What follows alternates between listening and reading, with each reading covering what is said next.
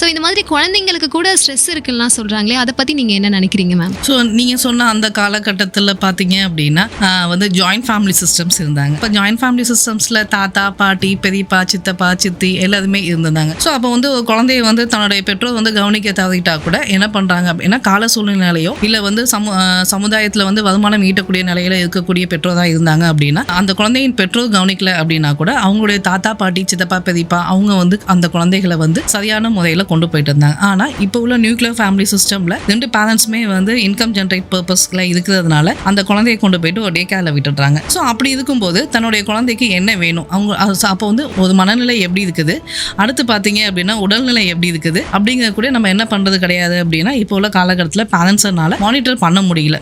எடுத்த உடனே கொண்டு போயிட்டு ஹாஸ்பிட்டல்ஸ்ல விடுறது, டாக்டர்ஸை கன்சல்ட் பண்றது, அடுத்து மெடிசன்ஸ் டேப்லெட்ஸ், அவ்வளவுதான். அப்போ ஹெல்த் இஷ்யூஸ் மட்டுமே தான் நம்ம என்ன பண்றோம் அப்படின்னா குழந்தைகளுடைய ஹெல்த் இஷ்யூஸ் மட்டும் தான் நம்ம என்ன பண்ணிட்டு இருக்கோம்னா நம்ம கான்சென்ட்ரேட் பண்ணிட்டு இருக்கோம். ஆனா மனநிலை அப்படிங்கிற விஷயத்த யாருமே கான்சென்ட்ரேட் பண்றது கிடையாது. அதுதான் இப்போ உள்ள ப்ராப்ளம்.